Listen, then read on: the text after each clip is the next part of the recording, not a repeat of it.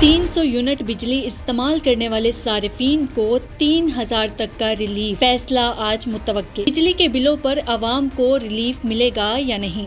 ذرائع کا کہنا ہے کہ عالمی مالیاتی ادارہ حکومتی تجاویز پر آج جواب دے گا۔ وزارت خزانہ توانائی حکام نے IMF کو ریلیف پلان سے آگاہ کر دیا۔ بلوں میں ریلیف سے گردشی قرضہ وصولیوں، IPPs ادائیگیوں پر اثرات بارے IMF کو بریفنگ دی گئی ہے۔